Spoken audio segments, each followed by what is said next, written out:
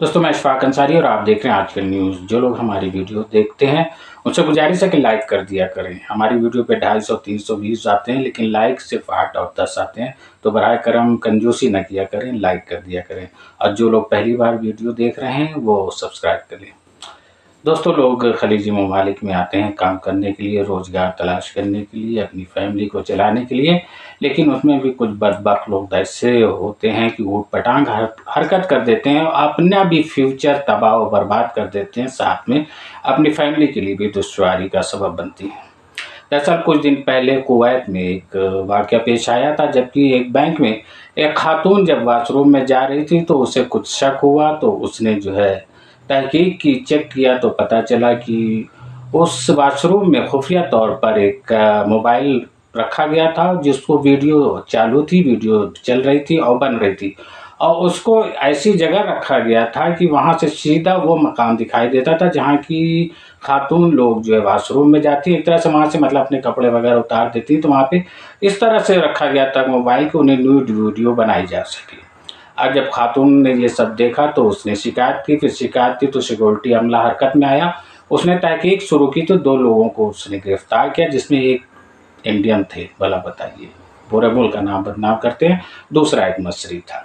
जब उन दोनों से तहकीकात की, पुलिस ने पूछताछ की तो पता चला उन दोनों ने अपना जुर्म कबूल कर लिया। उन्होंने कहा कि हम ये वीडियो इसलिए बना रहे थे कि जो फहश वेबसाइट होती है उस पर ये अपलोड कर सके, उसको बेच करके हम पैसा कमाते हैं। तो फिर इन दोनों पर केस चला और केस चलने के बाद अभी हाल ही में अदालत ने फैसला दिया। अब बस खुशकिस्मती ये थी इन लोगों की कि इन लोग पहले ही पकड़े गए। इन्होंने वीडियो न तो किसी वेबसाइट पर दी, न कहीं लीक की, न शेयर की, जिसकी वजह से थोड़ी सी इनकी बचत हो गई और अदालत ने इन्हें सिर्फ 2 साल कैद बामशक्कत की सज़ा दी। अगर ये लोग इन लोगों ने वीडियो वेबसाइट पर डाल दी होती, कहीं शेयर कर दिया होगा तो ये सज़ा और भी सख्त होती, लेकिन उसके बाद भी 2 साल कैद बामशक्कत की सज़ा दी गई और ये कैद की सज़ा पूरी करने के बाद इन्हें हमेशा के लिए कुवैत से डिपोर्ट कर दिया जाएगा और वो कुवैत की धरती पर फिर ज़िंदगी में कभी भी कदम नहीं रख पाएंगे। लेकिन इसके साथ ही जिस खातून ने ये केस पकड़ा था, मोबाइल वगैरह पकड़ा था, उसने कोर्ट में ये अर्जी दी कि चूँकि मेरी प्राइवेसी का नुकसान हुआ है इसलिए मुझे हर्जाने के तौर पर 5000 कुवैती दिनार अदा किया जाए। तो इस मामले में कोर्ट ने एक अलग बेंच तश्कील कर दी है, वो इस केस की समाअत करेगी। अगर यहाँ पर यह खातून केस जीत जाती है तो इन लोगों से 5000 दिनार भी वसूल किया जाएगा। तो बराए करम आप लोग यहाँ आते हैं खलीजी ममालिक में अपना देश छोड़ के, अपने भी बच्चे फैमिली छोड़कर, तो यहाँ काम पर ध्यान दिया करिए और इस फालतू के काम में ध्यान ना दिया करिए। पहले तो ये मॉरली गलत है और फिर देर सवेर खलीजी ममालिक में कोई भी 5 महीना 6 महीना ज़्यादा साल भर बाद चीज़ पकड़ जाती है और यहाँ का कानून भी इतना सख्त है कि आपको सज़ा मिलेगी ही मिलेगी।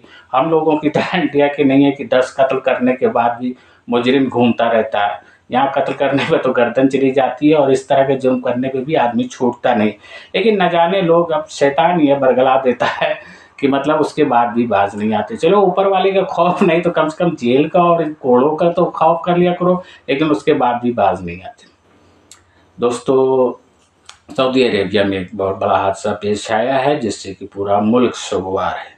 दरअसल हुआ यहाँ ये है कि सऊदी अरेबिया में तेहरान में किंग अब्दुल अजीज़ एयरबेस है, तो वहाँ पर जो है लड़ाकू तैयारी की आमतौर पर मशक होती है, तो उसमें मशक हो रही थी। तो उसमें 2 पायलट एक अमरीकी तैयारा F-15SA को मामूल के मुताबिक उड़ा रहे थे, लेकिन उसमें कुछ तकनीकी खराबी आ गई जिससे कि वो प्लेन क्रैश कर गया। उसमें दोनों पायलट शहीद हो गए और उन दोनों पायलट में एक पायलट तलाल बिन बंदर बिन अब्दुल अजीज़ थे, यानी ये शहजादा बंदर के लड़के थे और अब्दुल अजीज़ के पोते एक तरह से थे, और मतलब कि ये क्राउन प्रिंस बिन सलमान के, क्राउन प्रिंस मोहम्मद बिन सलमान के ये कजिन थे।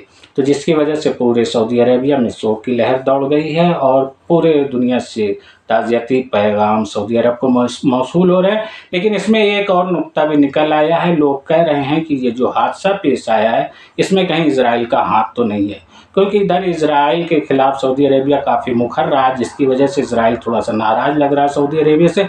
इसीलिए उसने वर्ल्ड एक्सपो 2030 की इनेकाद के लिए भी उसने सऊदी अरब का मुखालफत की थी और इटली का साथ दिया था। तो इस पर भी लोग कह रहे हैं कि इस एक्सीडेंट में भी کہیں اسرائیل کا ہاتھ تو نہیں ہے، اور یہ مزید یہ ہو بھی سکتا ہے ایسا، کیونکہ اسرائیل کا کچھ بھروسہ نہیں، وہ کہاں گھسا ہے کہاں پہنچا کچھ کہا نہیں جا سکتا۔ موساد کے بارے میں جانتے ہیں کہ وہ کیا کرتی کیا نہیں کرتی، کسی کو پتہ نہیں رہتا۔ اس ویڈیو میں اتنا ہی، اللہ حافظ۔